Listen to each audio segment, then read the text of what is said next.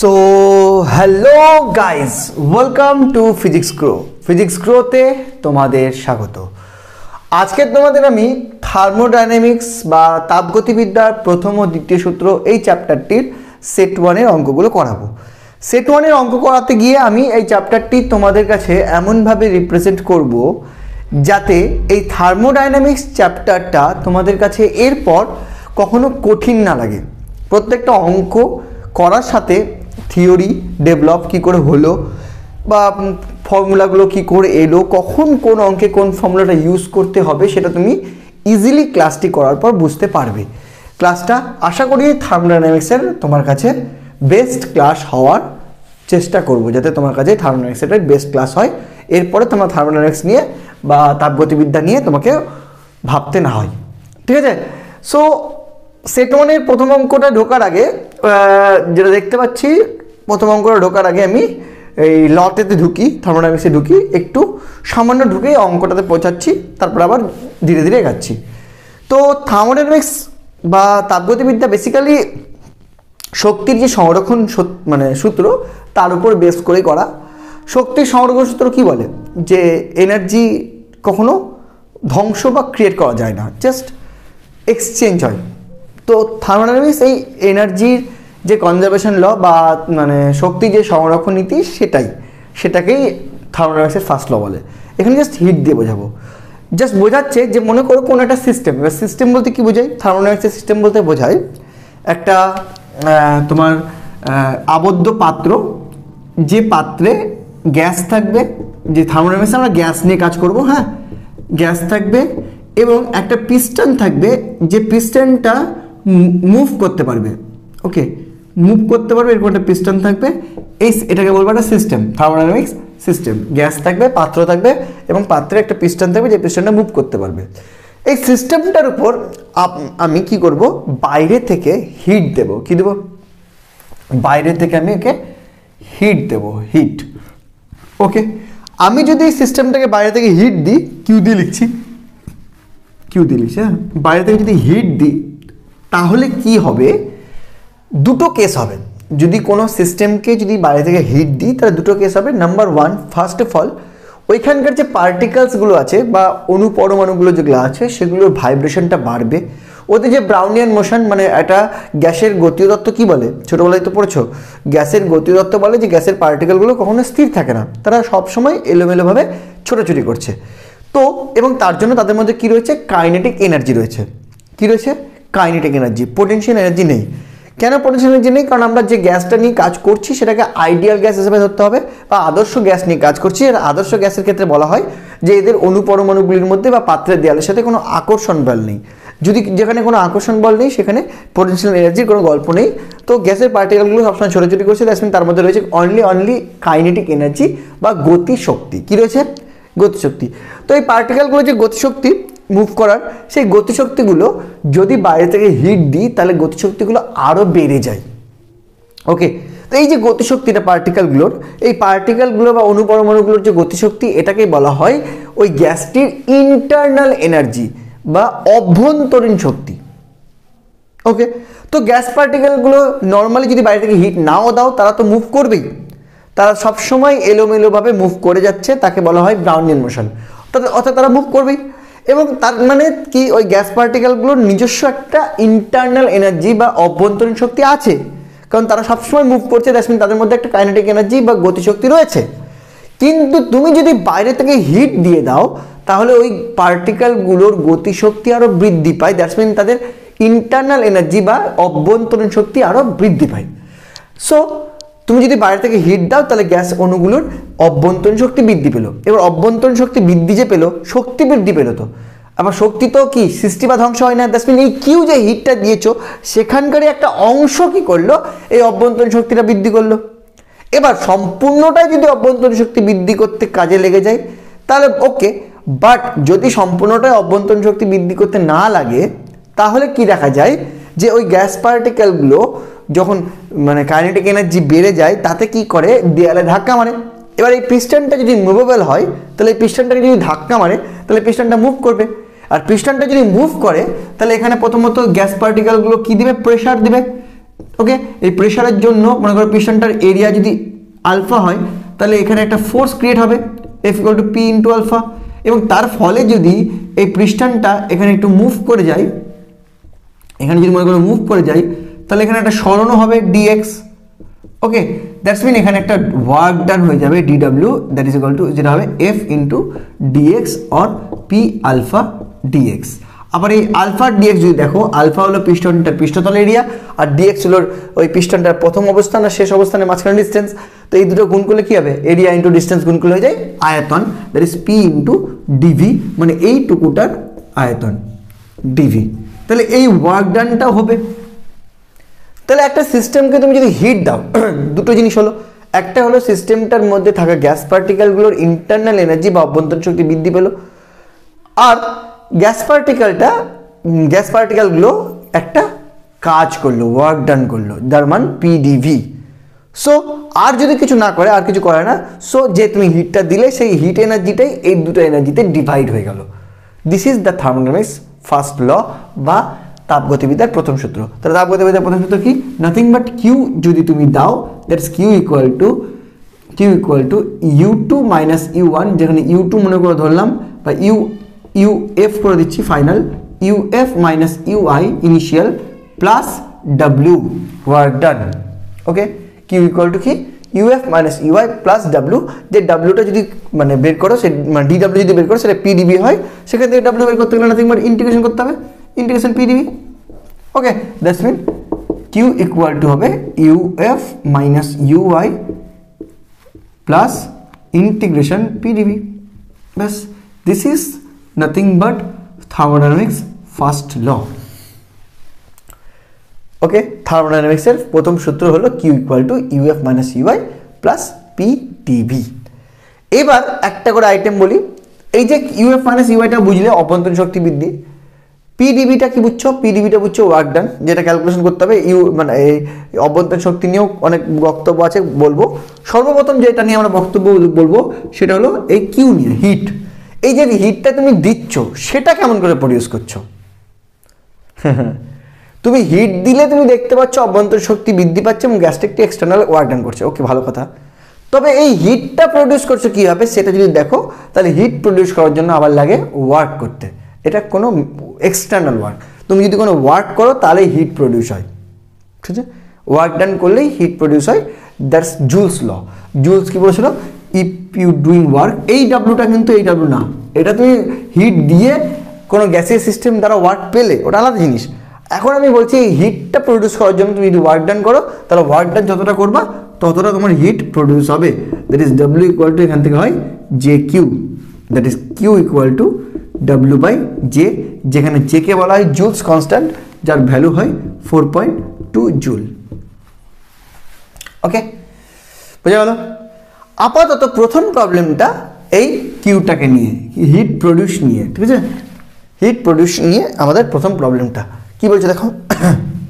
প্রথম প্রবলেম বলছে যে 150 সেন্টিমিটার দীর্ঘ দুমুখ বন্ধ একটা কাঁচ নলের 30 সেমি দৈর্ঘ্য পর্যন্ত সিসার গুলি দ্বারা ভর্তি করা হলো। তার মানে একটা নল আছে, যে নলটা 150 সেন্টিমিটার, 150 সেমি। ওকে, তাই তো, দুমুখটাই বন্ধ একটা কাঁচ নলের 30 সেমি দৈর্ঘ্য অব্দি সিসার গুলি আছে। তার মানে মনে করো এতটা জুড়ে কি আছে, সিসার গুলি আছে 30 সেমি। ওকে, ভালো কথা। এবার নলটিকে খাড়াভাবে ধরে কতবার উল্টালে সিসার গুলির উষ্ণতা 2 ডিগ্রি সি বাড়বে। আচ্ছা, ভালো কথা। প্রথমত বলতে চাইছি আমি, এখানে কি করবা তুমি, এই যে গুলিগুলো আছে, তাই তো, হ্যাঁ, এই গুলিগুলোকে তোমাকে উল্টাতে হবে, এই এই এই করতে হবে, ডিলিং করতে হবে। উল্টানো মানে এই গুলির এই পজিশনকে তোমাকে এতটা মুভ করাতে হবে। 150 মাইনাস যদি 30 করি, দ্যাট ইজ 120 সেন্টিমিটার ওপরে নিয়ে যেতে হবে। আবার যখন 30 হবে 120 সেন্টিমিটার নিচে আনতে হবে। মানে এই আছে, এই করতে হবে, এই আছে, এই করতে হবে। তার মানে এই গুলিগুলোকে তোমাকে সবসময় 120 সেন্টিমিটার করে মুভ করাতে হবে। বাই হুজ, মানে কি বল দ্বারা, যদি বলের কথা বলো তাহলে এখানে কি বল কাজ করবে, খারাপ বলটালে অভিকর্ষ বল mg। সো তোমাকে যে ওয়ার্ক ডানটা করতে হবে, সেই ওয়ার্ক ডানটা হলো W ইকুয়াল টু কি mg অ্যান্ড h, ঠিক আছে? জি এইচ এখানে কত হলো 120 সেন্টিমিটার। এটা তোমাকে ওয়ার্ক ডান করতে হবে ফর ইচ উল্টানো। এরকম তোমাকে কতবার উল্টাতে হবে বলছে, লেট আস কনসিডার n বার উল্টাতে হবে, ধরি n বার উল্টাতে হবে ফর কি এই 2 ডিগ্রি উষ্ণতা বাড়ানোর জন্য উল্টাতে হবে। সো তোমার ফাইনাল ওয়ার্ক ডান কত, W equal two n m g into 120, এটা হলো তোমার ফাইনাল ওয়ার্ক ডান। ওকে, এটা ওয়ার্ক ডান করলে, কিন্তু গল্পতে বলেছে যে উষ্ণতা 2 ডিগ্রি বাড়বে। এবার কি আমরা জানি উষ্ণতা কখন বাড়ে, হিট দিলে। তুমি যদি কোনো সিস্টেমকে এইচ মানে কিউ পরিমাণ হিট দাও, সিস্টেম না এখানে, মানে কোনো একটা বস্তুকে যদি কিউ পরিমাণ হিট দাও, তখন তার উষ্ণতা যদি তার পরিবর্তে টি ডিগ্রি সি বৃদ্ধি পায়, তাহলে কিউ ইকুয়াল টু হয় এম এস টি, যেখানে এম হলো ছোটবেলা থেকে জানো এম হলো বস্তুটির ভর, এস হলো বস্তুটির আপেক্ষিক তাপ, আর টি হলো উষ্ণতা বৃদ্ধি। এই উষ্ণতা বৃদ্ধিটাই বলেছে 2 degree C, M into S into উষ্ণতা বৃদ্ধিটাই 2 ডিগ্রি সি, ঠিক আছে। আচ্ছা আর কিছু বলেছে কি, আর সিসার আপেক্ষিক তাপ তো বলেছিল, লিখতে ভুলে গেছি। সিসার আপেক্ষিক তাপ বলেছে 0.03, ওকে। তাহলে এসও বলা আছে এম ইন্টু 0.03 ইন্টু 2, এটা হলো কিউ। এবার এই কিউটা প্রডিউস হচ্ছে কে, এই ডাব্লিউ। আবার আমরা কি জানি W equal to J Q, তাহলে Q equal to W by J, that is N M G 120 by J মানে 4.2 ইন্টু 10⁷। আর কে করে নিলাম, হ্যাঁ কারণ সব সিজিএসে আছে। এটা হলো কিউ। আবার তুমি দেখছো কিউ মানে এটা, তাহলে এটা যদি ইকুয়েট করে দাও, তাহলে N into M into 980 into 120 divided by 4.2 into 10⁷ is equal to M 0.03 into 2। M কেটে যাচ্ছে, তাহলে এন ইকুয়াল টু কতবার উল্টাতে হবে, 0.03 into 2 into 4.2 into 10⁷ divided by 980 into 120। Point উঠালাম, 100 নামালাম, পয়েন্ট উঠালাম, 10 নামালাম, ওকে।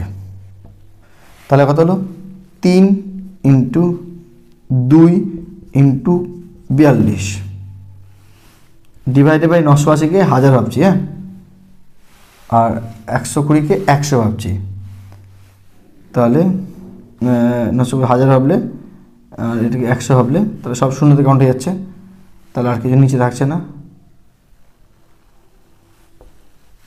বাইরে থাকে বাড়ি ভাবি 12 ইন্টু 10⁻⁴ যদি গুণি, তাহলে এদিকে 7টা, এদিকে 3টা বাদ দিলে 4, এদিকে 1টা বাদ দিলে 3, এদিকে 2টা বাদ দিলে 1, এদিকে 1টা বাদ দিলে 0, 0 মানে থাকছে না, শুধু এটা থাকলে হয়ে যাবে। এবার ওদিকে করলে 3 4 12, 2 2 4, 2 21 42, নিয়ার অ্যাবাউট 21 বার। উত্তরে 20 বার বা 22 বার থাকতে পারে, ঠিক আছে। আমি অ্যাপ্রক্স ক্যালকুলেশন করলাম, আমার আছে 21 বার, ঠিক আছে। তারপরে তুমি যদি 21 বার সিসারগুলিটাকে উল্টাও, তাহলে কিন্তু ওই সিসারগুলির টেম্পারেচার 2 ডিগ্রি সি বৃদ্ধি পেয়ে যাবে। তাই বুঝতে পারলে কিনা, খুবই সিম্পল প্রবলেম, ঠিক আছে। দেখো নেক্সট পরেরটা কি বলছে, একটা সিসার বুলেট একটি দেয়ালে আঘাত করায় তার উষ্ণতা 200 ডিগ্রি সি বৃদ্ধি পেল। মানে আবার একই ঘটনা, যে কিউ কি করবে সিস্টেমের সাথে সেটা নয়, এই কিউটা উৎপন্ন করার উপায় কি, এখানে দেয়ালে একটা সিসার গুলি মারা হলো এবং তাতে 200 ডিগ্রি সি উষ্ণতা বৃদ্ধি পেল, ঠিক আছে, মানে হিট প্রডিউস হলো। যদি উৎপন্ন তাপ পুরোপুরি বুলেটে থেকে যায়, দ্যাটস মিন বুলেটটা যে মানে এনার্জিটা ইউজ করলো, সেই এনার্জিটাই তাপটা তৈরি করেছে, তার দ্বারাই উষ্ণতা বৃদ্ধি পেয়েছে। তবে বুলেটের বেগ কত ছিল, আচ্ছা বুলেটের বেগ কত ছিল, তার মানে বুলেট যে ওয়ার্ক ডানটা করছে সেটা কিসে কনভার্ট হয়েছে, বুলেটের কাইনেটিক এনার্জিতে। ওয়ার্ক ডান কিসে কনভার্ট হয়েছে, বুলেটটার কাইনেটিক এনার্জি, কারণ বুলেটটা গতিশীল, ঠিক আছে। তাহলে এখানে কার্যটা কি, কাইনেটিক এনার্জি ½ mv², এই কাইনেটিক এনার্জি। আর এই কাইনেটিক এনার্জিটা কিসে কনভার্ট হবে, হিট এনার্জিতে, ওকে। তাহলে হিট এনার্জি আবার কি, Q equal to M S N T, M S কত 0.03 আর টি কত 200 ডিগ্রি। ওকে, তাহলে আমরা কি বলতে পারি আবার ডাব্লিউ ইকুয়াল টু আমরা জানি J into Q, that is equal to 4.2 into, যেহেতু এটা সিজিএসে আছে 10⁻⁷ আর্গ ইন্টু কিউ মানে এম ইন্টু 0.03 ইন্টু 200, আর ডাব্লিউ ইকুয়াল টু কত পারলো half of M V square. Calculate this, you get your V বেগ। এম তো কেটে যাচ্ছে, অসুবিধা নেই। তাহলে V square is equal to 2 into 4.2 into 10⁻⁷ into 0.03 into 200, that is equal two point উঠিয়ে 10, পয়েন্ট উঠিয়ে 100, একটা শূন্য একটা শূন্য একটা শূন্য কেটে দিলাম, ঠিক আছে। তাহলে 2 ইন্টু 42 ইন্টু 3, তাই তো, ইন্টু 2, আর কিছু 3 2 42, 2 ইন্টু 10⁻⁶, এদিকে 6। Therefore V equal to root over 2 into 42 into 3 into 2 into 10⁶। 2 2 মিলে একটা 2, এদিকে 42কে যদি ভাঙি তাহলে 42 হবে 2 দিয়ে 21, নাকি 3 দিয়ে 7, 2 3 7, তা 2 3 7, আবার 3 দুটো মিলে একটা 3 ইন্টু এদিকে একলো 7 আর 2 মানে 14, 7 আর 2 14 থেকে যাচ্ছে, ইন্টু 10⁻³ ইন্টু রুট 14, তাহলে 6 ইন্টু রুট 14 ইন্টু 10⁻³। এবার রুট 14 নিয়ে আবার কত হবে, রুট যদি 9 করি তাহলে 3 হয়, রুট 4 হলো 16, তাহলে 4 ধরে নিলাম, এটা 4 6 24 নিয়ার অ্যাবাউট 24 ইন্টু 10⁻³ 2.4 ইন্টু 10⁻², 2.4 10⁻4 হয়ে যাবে, 4 পয়েন্ট উঠিয়ে 10 হয়, তাহলে সেমি পার সেকেন্ড। দেখি মিলল কি না, তো 2.2 ইন্টু 4 আছে, একই ব্যাপার। 2.2 কেন, কারণ আমরা এখানে যেহেতু রুট 14কে রুট 16 হিসেবে ট্রিট করলাম, তাই নিয়ার অ্যাবাউট আসলো, ঠিক আছে। চলো নেক্সট। -10 ডিগ্রি সি উষ্ণতার 40 গ্রাম বরফকে 100 ডিগ্রি সি উষ্ণতার স্টিমে পরিণত করতে হবে। তাতে যে তাপের প্রয়োজন সেই তাপ উৎপন্ন করতে কত কৃতকার্য করতে হবে। আচ্ছা, মানে আবার সেই তাপ প্রডিউস করা, সেই তাপ দিয়ে আবার কিছু কাজ হবে এক্সট্রা, যেগুলো বলেছে সেই তাপটা প্রডিউস করতে কি কাজ, মানে ডাব্লিউ করতে হবে, এটাই তো বের করতে বলেছে, মানে ডাব্লিউ বের করতে হবে। ফাইনাল আমাদের এখানে সেম ডাব্লিউ বের করতে হবে, যেটা করলো জে ইন্টু কিউ। ওকে, তাহলে এবারে কিউটা বার করতে হবে, কিউটা বার করতে হবে। কিউ এর গেমটাই মেন গেম। কিউ দেখো এখানে 4টা ঘটনা হয়েছে। একটা, প্রথমে -10 ডিগ্রি সি উষ্ণতার 40 গ্রাম বরফকে আগে আমাকে 0 ডিগ্রি সি উষ্ণতার বরফে পরিণত করতে হবে। নেক্সট 0 ডিগ্রি সির বরফকে আমাকে কি করতে হবে, 0 ডিগ্রি সির জলে পরিণত করতে হবে। নেক্সট সেই 0 ডিগ্রি সির জলকে আবার আমাকে 100 ডিগ্রি সির জলে পরিণত করতে হবে। নেক্সট সেই 100 ডিগ্রি সির জলকে আমাদের 100 ডিগ্রি সির স্টিমে পরিণত করতে হবে, মানে 4টা step, Q1 Q2 Q3 and Q4, 4টা স্টেপ। এই 4টা কাজ হবে এই কিউ দিয়ে। সেই কিউ প্রডিউস করতে কি পরিমাণ ওয়ার্ক করতে হবে সেটা আমাকে বের করতে হবে। তাহলে Q1-এ যদি আসি, Q1টা ভালো করে দেখো, Q1টা কি, Q1-এর কাজটা হলো আমার -10 ডিগ্রি সির বরফকে আমাকে 0 ডিগ্রি সির বরফ করতে হবে। তাহলে কি টেম্পারেচার কতটা চেঞ্জ করতে হবে, -10 থেকে 0। তাহলে এখানে ফর্মুলা কি, MST, কি ফর্মুলা, MST, এম কত 40 গ্রাম, এস কত বরফের আপেক্ষিক তাপ কই, বরফের আপেক্ষিক তাপ কই 0.5 ইন্টু উষ্ণতা বৃদ্ধি কত, উষ্ণতা বৃদ্ধি হলো 0 করতে হবে, তাহলে 0 -10, এটা হলো ফার্স্ট কিউ, প্লাস Q2 কি, Q2 হলো যখন এই বরফটা 0 ডিগ্রি সির বরফ হয়ে গেছে তাকে এবার 0 ডিগ্রি সি জলে করতে হবে। যখন কোনো মানে উষ্ণতা পরিবর্তন হয় না, শুধুমাত্র অবস্থার পরিবর্তন হয়, তখন যে তাপটা লাগে সেই তাপটাকে বলে লীন তাপ। এবার 1 গ্রামের জন্য প্রয়োজনীয় লিন তাপ L হলে m গ্রামের জন্য প্রয়োজনীয় প্রয়োজনীয় তাপ হয় m × L। তাহলে এখানে লিন তাপ ফর্মুলা ইউজ করতে হবে m × L। m কত, সেই 40 গ্রাম বরফ, এবার জল হয়ে যাবে কি ইন্টু L। লিন তাপ কত, বরফের লিন তাপ কত দেওয়া আছে কি, বরফের লিন তাপ হলো 80, তাহলে m 40 × 80, ব্যাস এখানে আর কিছু লাগবে না, হয়ে গেল Q2। নেক্সট স্টেপ Q3 হলো এবার সে 40 গ্রাম জল হয়ে গেছে যার উষ্ণতা 0 ডিগ্রি সি। এবার ওটাকে আমি 40 গ্রাম জল থেকে 40 গ্রাম জলই রাখবো, কিন্তু উষ্ণতা করবো 100 ডিগ্রি সি, মানে আবার এখানে উষ্ণতা পরিবর্তন করছি, মানে আবার আমাকে MST ইউজ করতে হবে। m কত, সেই 40, এবার এসটা কিন্তু আর বরফ নেই, জল হয়ে গেছে, জলের আপেক্ষিক তাপ কিন্তু 1, হ্যাঁ। আর টি এবার কত, টি হলো 0 ডিগ্রি সি বরফ ছিল, 100 ডিগ্রি সি জল, 0 ডিগ্রি সি জল ছিল, 100 ডিগ্রি সি জল করবো, তার মানে 100 - 0 হয়ে গেল। নেক্সট স্টেপ, ফাইনাল স্টেপ, যখন এটা 100 ডিগ্রি জল হয়ে গেছে, এটাকে 100 ডিগ্রি যদি বরফ করতে হয়, আবার আমি উষ্ণতা 100 ডিগ্রি বাষ্প করতে হয়, আবার আমাকে উষ্ণতা পরিবর্তন করছি না, মানে এখানে ml, সেখানে এলটা অবশ্যই স্ফুটনের লিন তাপ। তাহলে m কত, সেই 40, এবার লিন তাপ কত, এল এখানে স্ফুটনের লিন তাপ কত, 540। ওকে, এই হলো টোটাল তাপ। ক্যালকুলেট দিস, 40 × হাফ মানে 20, 20 × 10, 20 × 10 200, যোগ 40 × 4 = 32, 3200, যোগ 140 4000, 40 × 100 4000, যোগ 40 × 4 = 16, 4 × 5 = 20, 21, 216 0, এতটা যোগ করলে 1 2 1 2 1 2, দুটো 0 থেকেই যাবে, 6 0 2, 6 2 8, 8 2 10, আর থাকলো 1, 1 2, 2 4 6, 6 3 9,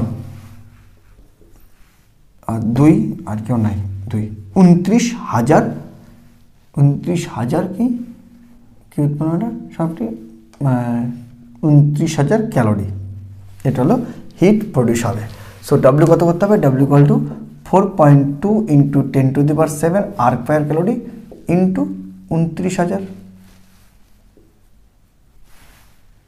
29,000 তিনটে শূন্য, ব্যাস এটা করলে আমার W বেরিয়ে যাবে কত আর্গ, এদিকে 4.2কে যদি করি 10 হয়ে যাবে, একটা শূন্য কেটে দিলাম। ওকে, 29 আর 42 গুণ করতে হবে, তাহলে 9 দুগুণী 18, 18 8, হাত থাকলো 1, 2 দুগুণী 4, 4 9 36, 36 আর 4 40, 40, 40 আর 1 41, হাত থাকলো 4, 4 দুগুণী 8, 8 আর 4 12, 1 2 1 8 × 10⁷ ছিল, আর এখানে 2 হলো 9, 10⁹ আর্ক। তাহলে 1218 × 10⁹ আর্ক কত আছে এখানে, 1218 × 10⁹ আর্ক, 12 আছে 3 দশমিক আগে নিচে, তো 1.218 × 10⁻12 আর্ক। ওকে, দেখো বুঝতে পারলো কিনা অঙ্কটা, খুবই সিম্পল অঙ্ক, ঠিক আছে। এখনও কিউ হিট প্রডিউসিং চলছে, তারপরে আমরা এখনও এগাইনি। চলো নেক্সট, কোনো জলপ্রপাত থেকে একটি অপরিবাহী তলে জল পড়ছে, মানে জলটা পড়ার পর যে হিটটা প্রডিউস হবে সেটা কিন্তু পরিবাহিত হয়ে যাবে না, ঠিক আছে।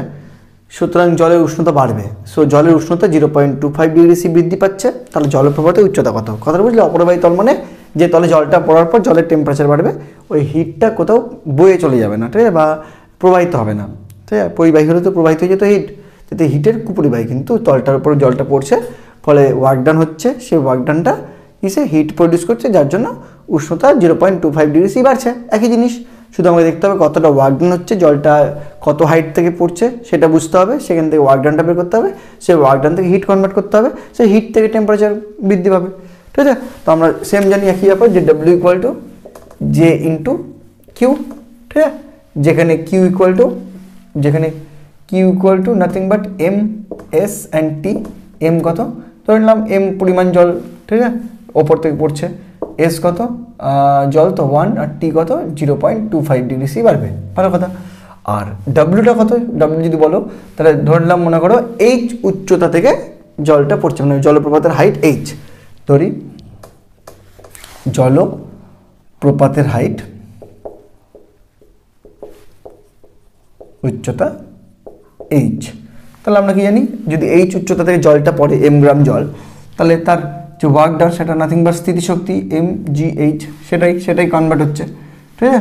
তো mgh/w, তো এখান থেকে আমরা বলতে পারি mgh ইজ ইকুয়াল টু যে মানে 4.2 ইন্টু 10⁻7 আগে রাখলাম, ঠিক আছে। তাহলে সেমিতে অ্যান্সার আসবে নাকি জুলে রাখবো, আগে রাখলাম না ম্যাটার, ইন্টু কত জি কত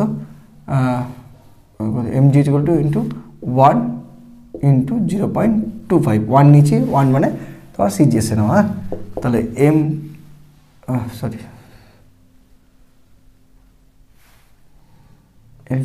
mgh ইকুয়াল টু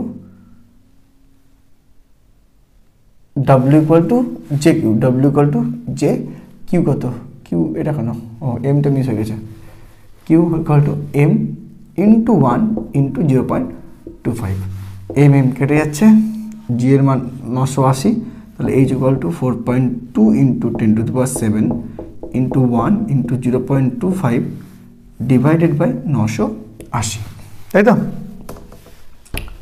ব্যাস, শূন্য, কোথায় শূন্য কাটবো, থাক দেখছি, 980, তাহলে দিকে পয়েন্ট উঠালাম 10, পয়েন্ট উঠালাম 100, ওকে। তাহলে দিকে 42 ইন্টু 25, ওকে, ইন্টু 10⁻, করে দিলাম এদিকে, এটাকে 1000 করে দিলাম, 3 4 2 6, আর এখানে একটা মানে 1, তাহলে 25 42 আর 10⁻1, 3টা 4টা 2 6টা, 7 থেকে গেলো 7 থেকে 6 গেলো 1 মানে 10, তাহলে দিয়ে করে দিলাম 25, তো 25 দুগুণি 50, 25 4 100, 105, ঠিক আছে। 25 দুগুণি 50 0 13 5, 25 4 100, 105 ইন্টু 10 মানে 10500 সেমি, বা 100 দিয়ে ভাগ করলে মিলি সেন্টি ডেসি একক, 105 মিটার, নিয়ার অ্যাবাউট 105, 100 1000 ধরে নিয়েছি, মানে 106 বা 7 হবে অ্যান্সার, হ্যাঁ। দেন কত আছে, 107 আছে, ডাজন্ট ম্যাটার, ঠিক আছে। 105 6 7 মিটার, ঠিক আছে। তাহলে 105 বা 106 বা 107 এবং মিটার উঁচু জলপ্রপাত থেকে জল যদি পড়ে, তাহলে কী হবে, তোমার জলেরটা টেম্পারেচার 0.25 ডিগ্রি সি বাড়বে, ওকে। চলো নেক্সট, 10 গ্রাম বায়ুকে 20 ডিগ্রি সি থেকে 30 ডিগ্রি সি উত্তপ্ত করলে বায়ুর অভ্যন্তরীণ শক্তির পরিবর্তন কি হবে, দেওয়া আছে বায়ুর CV equal to 0.17 calorie per gram per degree C.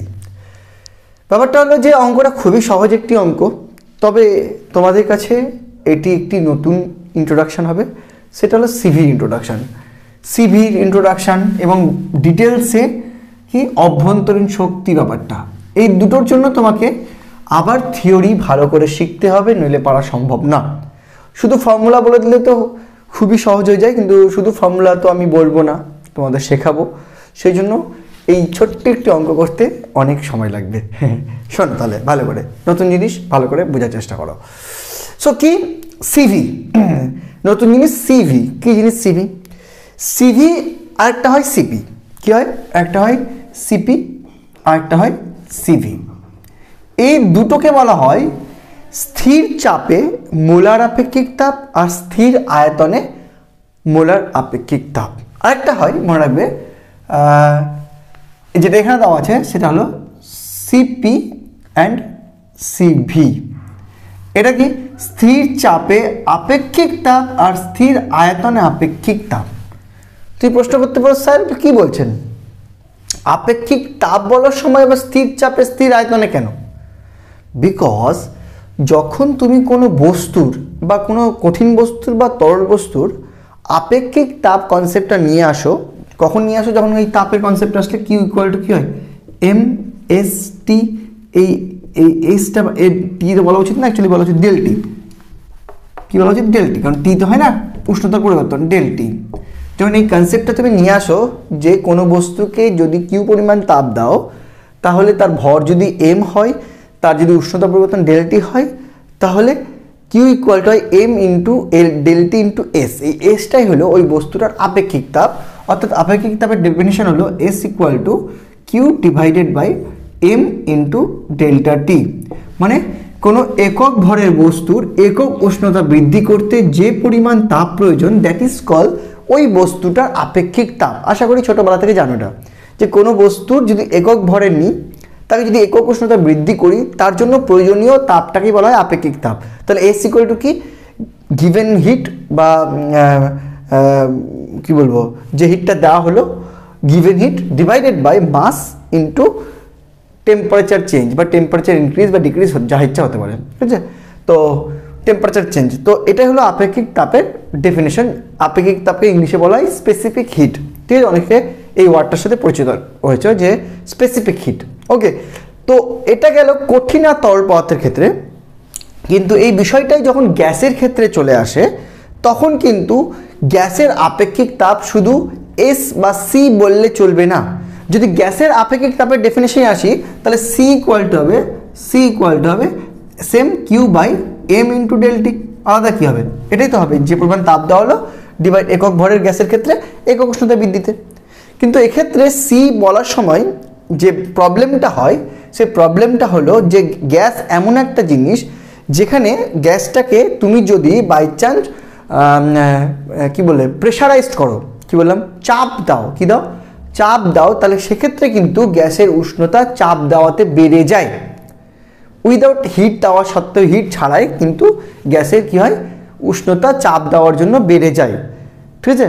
তার মানে কি, এখানে যদি গ্যাসের উষ্ণতা চাপ দিলেই বেড়ে যাচ্ছে, হ্যাঁ, মানে গ্যাস যখন সংকোচন হয় তখনই গ্যাসের উষ্ণতা বেড়ে যায়।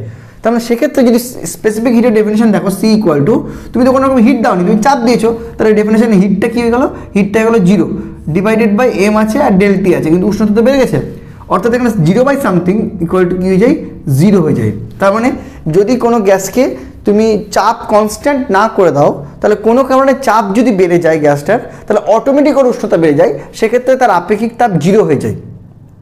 আবার কোনো কোনো ক্ষেত্রে এরকম দেখা যায় যে গ্যাসটা যদি প্রসারণ হয়, অর্থাৎ আয়তন যদি বৃদ্ধি পায় কোনো গ্যাসের, তাহলে কিন্তু গ্যাসটা ঠান্ডা হয়ে যায় এবং সেই সময় ওই গ্যাসটা ঠান্ডাটাকে আটকানোর জন্য বাইরে থেকে তাপ এসে উষ্ণতাটা ব্যালেন্স করে ঠিক রাখে, বাড়তে দেয় না।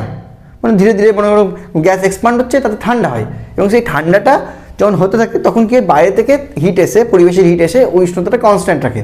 তাহলে এক্ষেত্রে কী হচ্ছে দেখো, এক্ষেত্রে উষ্ণতাটা কনস্ট্যান্ট থাকছে, তো বাইরে থেকে হিট এসে কী করছে, বাইরে থেকে হিট আসছে কিন্তু উষ্ণতা কনস্ট্যান্ট থাকছে। তাহলে এখানে আয়তন যদি তুমি স্থির না করে দাও, আয়তন যদি বাড়তে দাও কোনো কারণে, তাহলে সেক্ষেত্রে কী হবে, সেক্ষেত্রে স্পেসিফিক হিটের ডেফিনেশনটা সি ইকুয়াল টু হয়ে যাবে।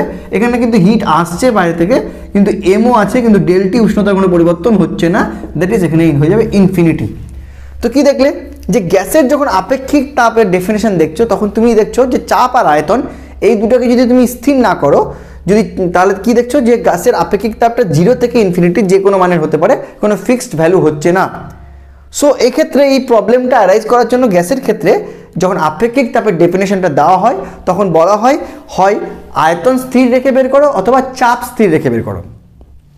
ওকে, যদি আয়তন স্থির রেখে আপেক্ষিক তাপের ডেফিনেশন করতে চাও, অর্থাৎ সি ভি, এখানে এটা হলো সিটা কিন্তু ছোটো হতে, হ্যাঁ, তাহলে সেটা হবে সেম একই Q by M delta T. Okay, but এই ক্ষেত্রে দেখো যেহেতু আয়তন তুমি স্থির করে রেখেছো, সো তাপ দাও, ওকে, উষ্ণতাও পরিবর্তন হবে, আয়তনে যেহেতু চেঞ্জ হচ্ছে না। ওকে, আবার যদি সিপিও দেখো, ডাজন্ট ম্যাটার, সিপি যদি দেখো তো সিপি ইকুয়াল টু কি, same Q by M into delta T. Okay, এই কেসটাতে তুমি কি করেছো, এখানে করেছো স্থির আয়তন, এখানে আয়তনটা তুমি পাল্টাচ্ছ না, আর এখানে তুমি করেছো স্থির চাপ। ওকে, সেই জন্য গ্যাসের আপেক্ষিক তাপ দু রকমের হয়, একটা কি সিভি, একটা হলো সিপি। সিভিটা কি, স্থির আয়তন রেখে তুমি হিট দাও, মাস দেখো, টেম্পারেচার চেঞ্জ দেখো, আর একটা স্থির চাপ রেখে তুমি হিট দাও, মাস দেখো, টেম্পারেচার চেঞ্জ দেখো।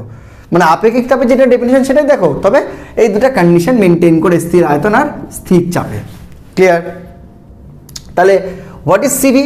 নাথিং বাট আয়তন স্থির রেখে একক মাসের কোনো গ্যাসের, মানে একক ভরের কোনো গ্যাসের 1 ডিগ্রি সি উষ্ণতা বৃদ্ধি করতে যে তাপ লাগে। What is CP? নাথিং, একক ভরের কোনো গ্যাসের একক উষ্ণতা বৃদ্ধি করতে স্থির চাপ রেখে যে পরিমাণ তাপ লাগে। Okay, so therefore Q is equal to কি, M CV DT, sorry DT না, ডেল্টা টি বলছি, এবং ডেল্টা টি বলি, M CV delta T for what, for এই ডেল্টা টি স্মল টি লিখছো, ক্যাপিটাল টিও করতে পারো, কারণ পরিবর্তন তো সেলসিয়াস স্কেলে যা হয় কেলভিন স্কেলে সেম হয়। আমরা যেহেতু আইডিয়াল গ্যাস নিয়ে কাজ করি তো কেলভিন স্কেলটাই বেশি প্রেফারেবল, ঠিক আছে। তাহলে এখানে ডেল্টা টি চেঞ্জ করে ক্যাপিটাল টি করে দাও, হ্যাঁ, capital T and capital T. উষ্ণতা পরিবর্তন সেলসিয়াস স্কেলে যা হয় কেলভিন স্কেলে সেম হয়, কোনো প্রবলেম নেই, ঠিক আছে। তাহলে এম সিবি ডেল্টা টি, আবার এটাকে ফর স্থির আয়তন, আর যদি এটা স্থির চাপ নাও তাহলে কিউ ইকুয়াল টু হবে M CP delta T for স্থির চাপ। ক্লিয়ার? এই হলো তোমার সিপি আর সিবি ডেফিনেশন। কিন্তু এটা তো গেল তোমার কোন সিপি ডেফিনেশন, তোমার স্থির চাপে আর স্থির আয়তনের গ্যাসের আপেক্ষিক তাপের ডেফিনেশন। আর একটা জিনিস হয় সেটা হলো মোলার আপেক্ষিক তাপ, যেটা আমাদের মেন লাগে, ম্যাক্সিমাম ক্ষেত্রে লাগে, এটাও লাগে ওটাও লাগে, ঠিক আছে। সেটা হলো ক্যাপিটাল সিবি আর ক্যাপিটাল সিবি। যদি ক্যাপিটাল সিভিকে দেখো তাহলে নাথিং বাট সেম জিনিস, সেম সব কিছু। তুমি এখানে কি দেখবে, জাস্ট যে 1 গ্রাম ভর বস্তুটা নিচ্ছিলে না, তার পরিবর্তে তোমাকে নিতে হবে 1 মোল পার মোল। মনে করো কোনো গ্যাস নিলে যার মোল n মোল আছে, তার যদি তুমি ডেল্টা টি পরিমাণ উষ্ণতা বৃদ্ধি করো, তাতে যে পরিমাণ তাপ লাগবে সেই তাপ পার ইউনিট মোল n দিয়ে লিখলাম with delta T temperature change, that is call capital CV. তাহলে কি 1 মোল কোনো গ্যাসের 1 ডিগ্রি সি উষ্ণতা বা 1 কেলভিন উষ্ণতা বৃদ্ধি করতে যে পরিমাণ তাপ লাগে তাকেই বলবো ক্যাপিটাল সিভি বা মোলার আপেক্ষিক তাপ উইথ স্থির আয়তন। দ্যাট ইজ এখান থেকে কিউ ইকুয়াল টু বলতে পারো এন সিভি ডেল্টা টি স্থির আয়তন। আর সেম অ্যাজ যদি সিপি নাও, nothing but Q by N delta T. Just তোমাকে এখানে নিতে হবে কি মোল নিতে হবে মাসের জায়গায়। তাহলে এখান থেকে CP equal to that please Q equal to কি N CP and delta T. Okay okay, এই গেল মোলার আপেক্ষিক তাপ। আচ্ছা, মোলার আপেক্ষিক তাপ আর নর্মাল আপেক্ষিক তাপে যদি সম্পর্ক দেখো সেটাও একটু করে নাও, কাজে লাগতেই পারে। সেটা হলো মনে করো নর্মাল আপেক্ষিক তাপকে লেখো ছোট হাতের সি দিয়ে, দ্যাট ইজ ইকুয়াল টু কি হয় Q by M delta T. ওকে, তাই না? আর মোলার আপেক্ষিক তাপ যদি ক্যাপিটাল সি দিয়ে রাখো সেটা হয় Q by N delta T, তাই তো। এবার এন মানে কি? এন মানে nothing but Q by N মানে কি? এন মানে মোল, মোল মানে কি? মোল মানে normal mass divided by molar mass, মানে small M divided by capital M into delta T. That implies C equal to Q by এই এমটা উপরে উঠিয়ে দিলাম স্মল এম ডেল্টা টি, আবার Q by small M delta T মানেই তো ছোট হাতের সি। তাহলে capital C equal to nothing but M by ছোট হাতের সি, সরি এম বাই না M into M by Q by M delta T তো ছোট হাতের সি, তাহলে এম ইন্টু ছোট হাতের সি। ওকে, দ্যাটস মিন এখান থেকে তুমি বলতে পারো capital CP equal to M into CP, আর capital CV equal to M into CV, ঠিক আছে। বা এখান থেকে সিভি ইকুয়াল টু বলতে পারো CP by M, CV equal to বলতে পারো মানে সিপি ইকুয়াল টু আর সিভি ইকুয়াল টু বলতে পারো সিভি বাই এম, ঠিক আছে। এটা হলো ক্যাপিটাল সিভি আর ক্যাপিটাল সিভি ডেফিনেশন। তো ভালো করে আগে এইটুকুটা বুঝলে কিনা বলো যে মোলার আপেক্ষিক তাপ কী জিনিস, নর্মাল আপেক্ষিক তাপ কী জিনিস, স্থির আয়তনে কি, স্থির চাপে কি। ক্লিয়ার হলো এটা? ওকে, এইটুকুটা এখন বোঝা গেল। সব আমি আমরা ইয়ে করে দেবো, জিস্ট করে দেবো। হ্যাঁ, এই অঙ্কটা করানোর পর এই অঙ্কে এখনও ঢুকছি না, আমি এখানে আরেকটু কিছু করছি, আরেকটু দরকার আছে, তারপরে অঙ্কে ঢুকছি, ঠিক আছে। এই তো গেল মোলার আপেক্ষিক তাপ সিপি আর সিবি গেল। তো এবার একটা জিনিস ভাবো যে তুমি যদি এবার তাপগতিবিদ্যার প্রথম সূত্রে ঢোকো, তুমি তাপগতিবিদ্যার প্রথম সূত্রে ঢুকছো, ঠিক আছে। ঢোকার সময় তুমি যদি এমন একটা প্রসেস কনসিডার করো যেখানে তুমি আয়তন স্থির রাখবা। কেমন প্রসেস কনসিডার করলা? এমন একটা প্রসেস কনসিডার করলা যেখানে তুমি আয়তন স্থির রাখবা। এমন একটা প্রসেস তুমি এটাও কনসিডার করতে পারো যেখানে তুমি চাপ স্থির রাখবা। যদি তুমি আয়তন স্থির রাখো, তাহলে কিন্তু এটা হবে যে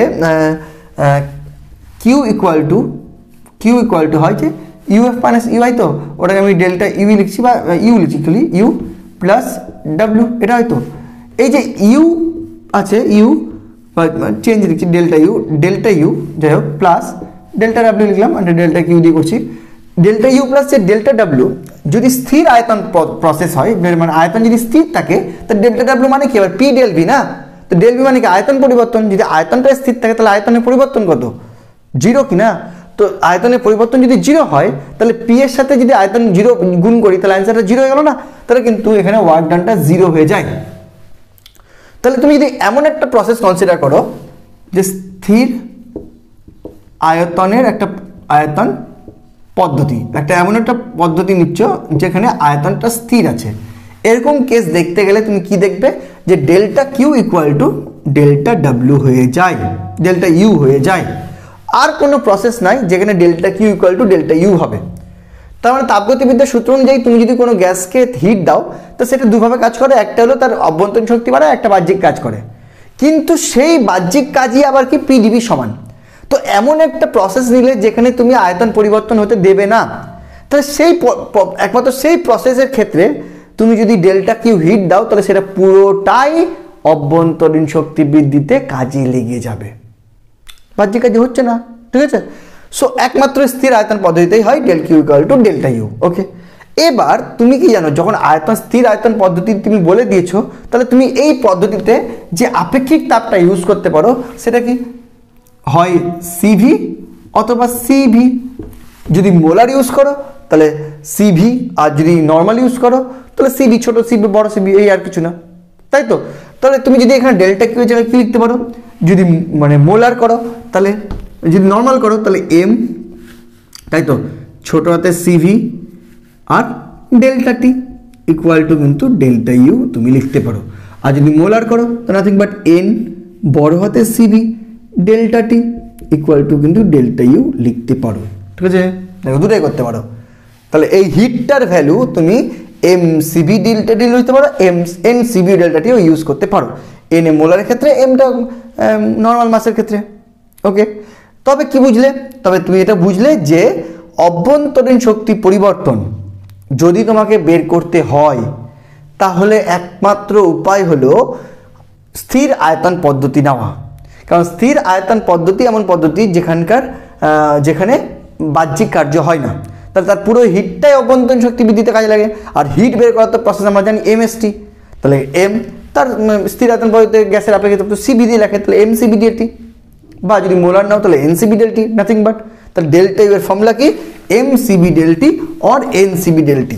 ওকে, এবার যে অন্য কোনো পদ্ধতি নাও, যদি অন্য কোনো পদ্ধতি নাও তাহলে সেক্ষেত্রে কিন্তু হবে না। যদি অন্য পদ্ধতি নাও, মনে করো স্থির আয়তন পদ্ধতি নয়, অন্য পদ্ধতি, অন্য পদ্ধতিতে কোনো কাজ করছো, তাহলে সেক্ষেত্রে কিন্তু delta Q equal to delta U plus delta W হবে। এই delta W not equal to zero হবে, এটা জিরো হবে না। সেক্ষেত্রে তাহলে ডেল্টা কিউতে ডেল্টা ইউ লেখা যাবে না, সম্ভব না। মনে করো লেটাস কনসিডার এই অন্য পদ্ধতিটা স্থির চাপ পদ্ধতি। ওকে, কি নাম, স্থির চাপ পদ্ধতি, এটা নিলাম, কি বললাম, স্থির চাপ পদ্ধতি। যদি স্থির চাপ পদ্ধতি হয় তাহলে সেক্ষেত্রে কী হবে, সেক্ষেত্রে ডেল্টা কিউ এর জায়গায় তুমি লিখতে পারবা, নর্মাল লিখছি এম দিয়ে করবো না এন দিয়ে করবো। যদি মোলার করি তাহলে এন সিভি ডেল্টা টি ক্যাপিটাল লিখতেই পারো। আর ডেল্টা ইউ যেটা আছে তার ভ্যালু কিন্তু অলওয়েজ এখন থেকে হয়ে যাবে এন সিভি ডেল্টা টি, কারণ মানে ডেল্টা ইউ আর কোনো প্রসেস নাই তো যেটাতে তুমি বার করতে পারবা। ডেল্টা ইউ তুমি, আচ্ছা ডেল্টা ইউটা কি, যদি টেম্পারেচার এখানে ডেলটি চেঞ্জ করেছো, এখানেও টেম্পারেচার তুমি ডেলটি চেঞ্জ করছো। তুমি এটাও জানো যে অভ্যন্তরীণ শক্তি এমন, জানো কিনা জানি না, আমি বলেছি কিনা তাও বলি, অভ্যন্তরীণ শক্তি এমন একটা বিষয় যেটা শুধুমাত্র উষ্ণতার উপর নির্ভর করে, আর কোনো বিষয়ের উপর নির্ভর করে না। তাহলে এই একটা পদ্ধতি নিলা যেখানে স্থির আয়তন পদ্ধতি, যেখানে তুমি উষ্ণতা পরিবর্তনটা ডেল্টা টি করলা।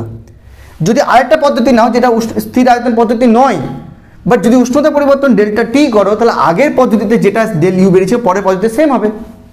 আর আমি বললাম কি ডেল্টা ইউ বের করে একটাই পদ্ধতি স্থির আয়তন পদ্ধতি, সেই পদ্ধতি তুমি যেটা বের করে ফেলেছো সেটা এখন সার্বজনীন true, delta U is always N CV delta T. Delta U এর মান আর কোনো রকম নাই, এটাই ডেল্টা ইউ এর মান এন সিবি ডেল্টা টি। আর যে কোনো প্রসেস হোক না কেন ডেল্টা ইউ এর এটাই মান। যদি মাস দিয়ে করো তাহলে এমসিবি ডেল্টা টি, যদি মোলার মাস দিয়ে করো তাহলে এনসিবি ডেল্টা টি। মোল দিয়ে করলে, ওকে, এটাই ডেল্টা ইউ এর মান। সো তুমি এখানেও কিন্তু সেটা ইউজ করতে পারো, নো প্রবলেম অ্যাট অল, বুঝতে পারলে। প্লাস ডাব্লিউ এখানে কী হবে, পি ডেল ভি। এবার এখানে তো আয়তন চাপ পরিবর্তন, চাপ স্থির আছে, চাপে তো ডেল্টা নিই যে জিরো হয়ে যাবে, স্থির আছে, ডাজ নট ম্যাটার। তো পি থেকে গেল পি ডেল্টা ভি।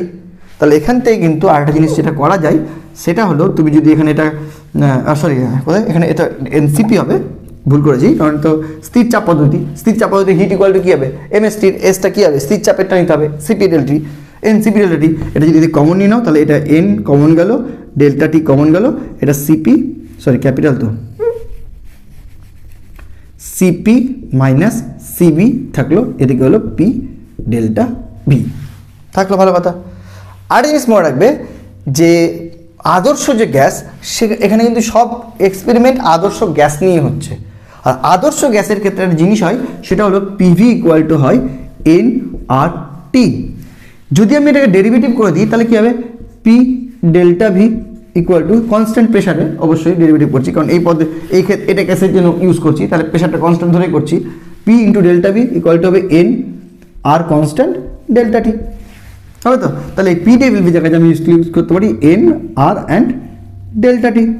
তাহলে এখান থেকে দেখলাম যে ডেল্টা টি তো কেটে যাচ্ছে, অবশ্যই কাটা উচিত না, কাটলাম তাই, আর এনও কেটে যাচ্ছে। তাহলে এখান থেকে একটা জিনিস পেয়ে গেলাম যে সিপিকে সিভি দিয়ে যদি ভাগ দিই তাহলে অ্যান্সারটা হয় আর। ওকে, তাহলে কী কী শিখলে বলো, স্থির চাপে আপেক্ষিক তাপ শিখলে, স্থির আয়তনে আপেক্ষিক তাপ শিখলে, মোলার দিয়ে শিখলে, নর্মাল মাস দিয়ে শিখলে, মোলার আর নর্মাল মাসের মধ্যে সম্পর্ক শিখলে, ডেল্টা ইউ এর ফর্মুলা শিখলে, এবং সিপি আর সিবির মানে বিয়োগফলটা শিখলে।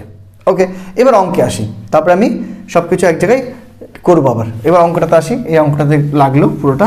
অঙ্কটাতে কি বলছে, স্থির আয়তনে 10 গ্রাম বায়ুকে 20 ডিগ্রি সি থেকে 30 ডিগ্রি সি পর্যন্ত উত্তপ্ত করলে বায়ুর অভ্যন্তরীণ শক্তির পরিবর্তন কত হবে।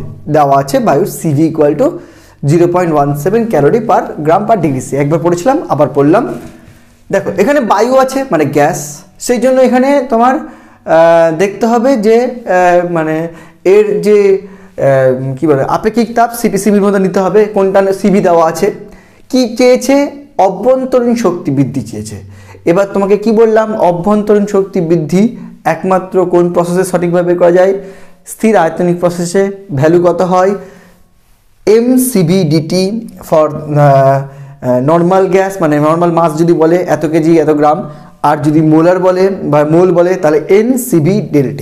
এখানে এমটা হলো নর্মাল মাস, সিবিটা হলো স্থির চাপ, স্থির আয়তনে আপেক্ষিক তাপ, আর ডেলটি হলো উষ্ণতা পরিবর্তন।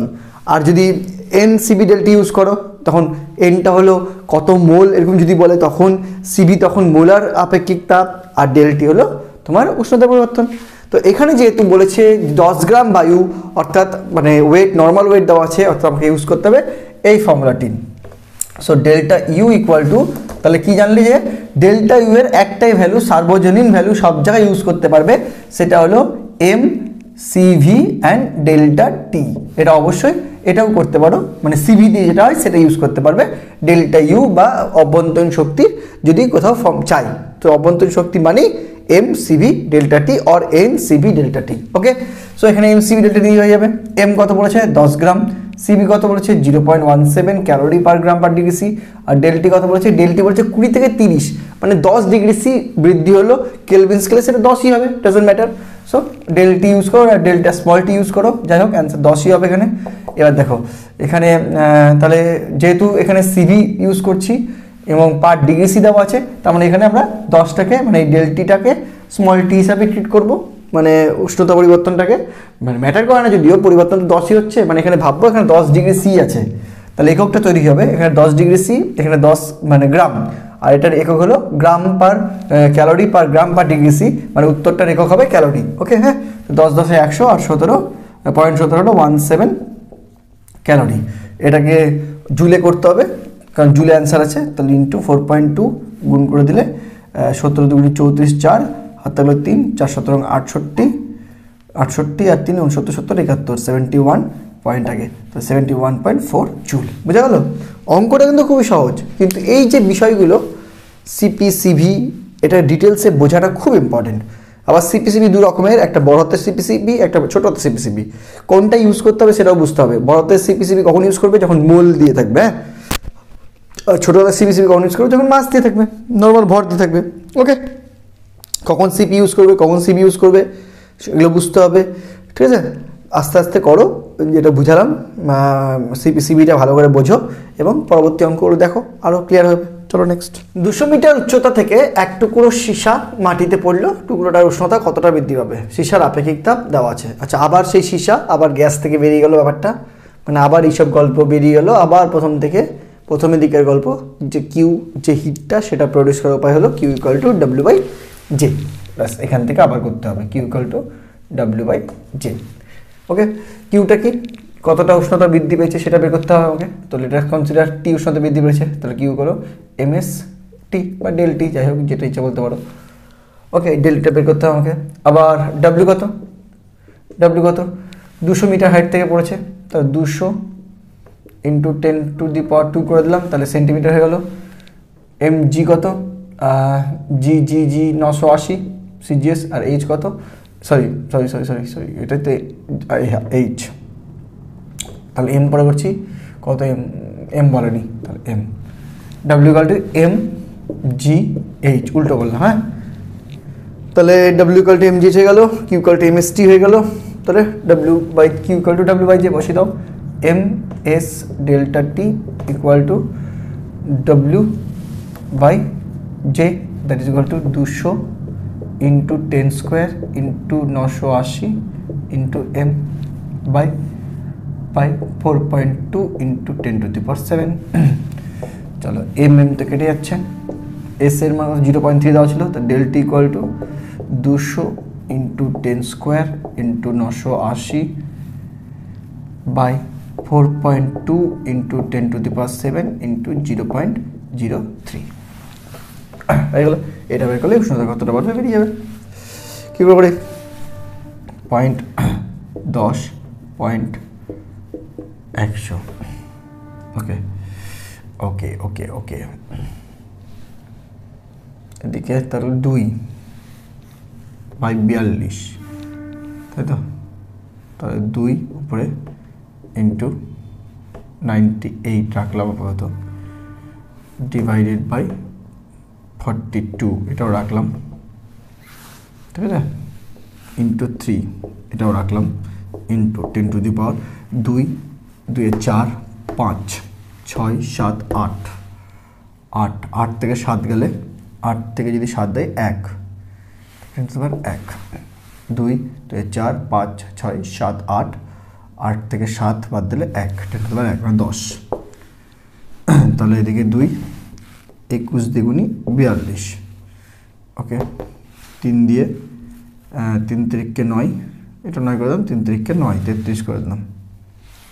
তাহলে এদিকে 33, 310, 330, এদিকে 21, তাই তো? আর কিছু আছে? 20 করে দিলাম, তো 0 0 কেটে গেলো, 2 দিয়ে 33 করলে 15 দুগুণে 20, 16 দুগুণে 32, 16.5।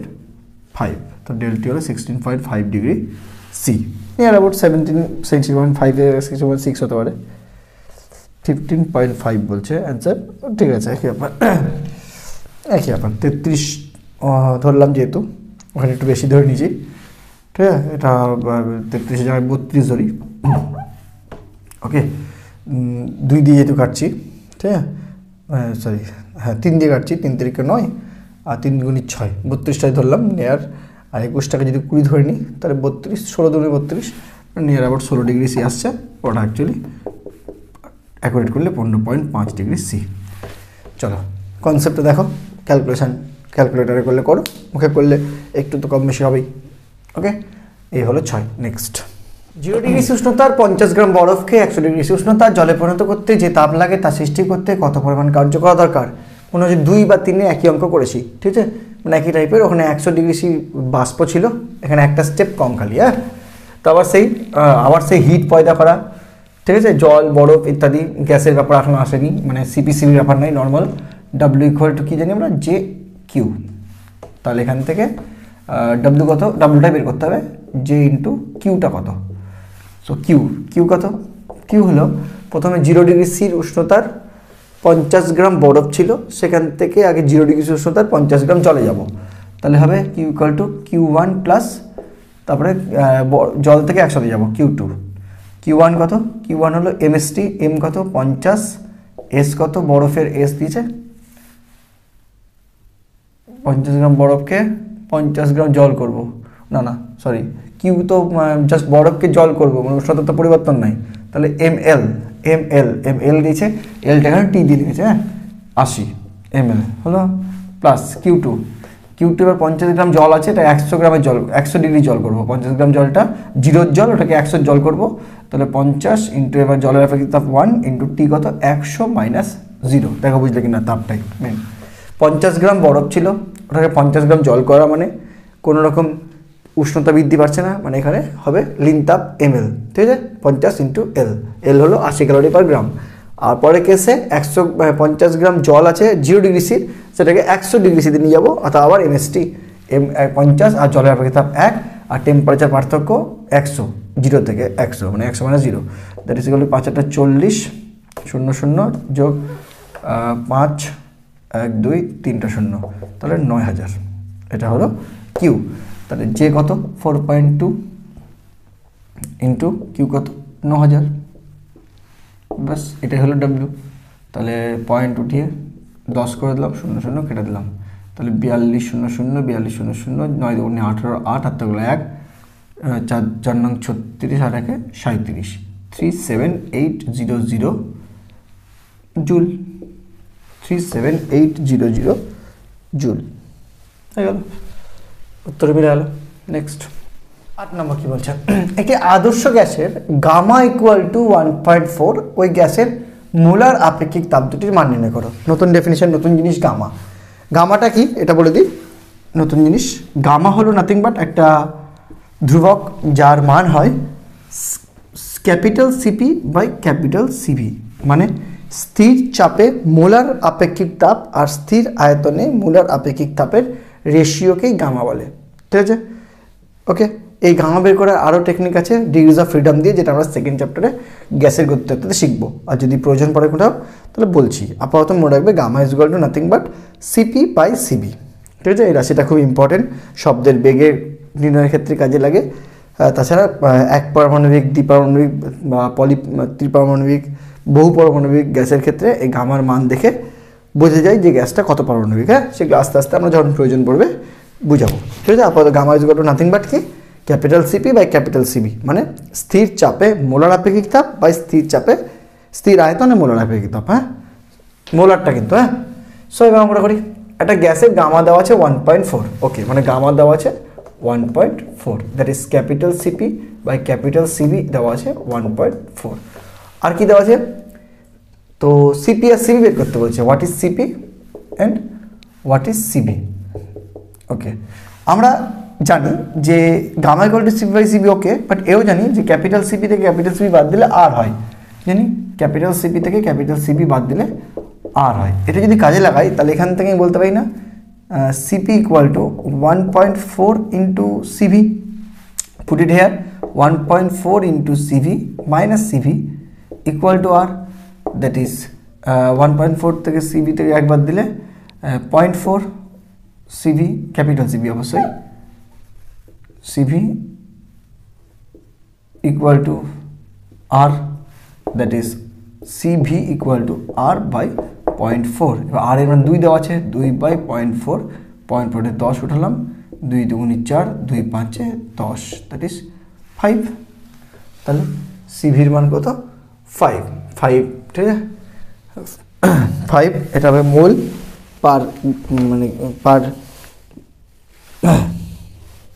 হবে ক্যালোরি পার মোল পার ডিগ্রি সি, ঠিক আছে। যেটা আর এর মান ক্যালোরি পার মোল পার ডিগ্রি সি আছে, তাহলে যেহেতু আর বাই সংখ্যা আছে তাহলে এটা হবে calorie mole inverse degree C inverse, হয়ে গেল সিপির মান। সিপির মান এখান থেকে হয়ে যাবে বা এখান থেকে হতে পারে, সিপির মান 1.4 ইন্টু 5, পয়েন্ট উঠিয়ে 10, 5 2 10, 2 7 14, তাহলে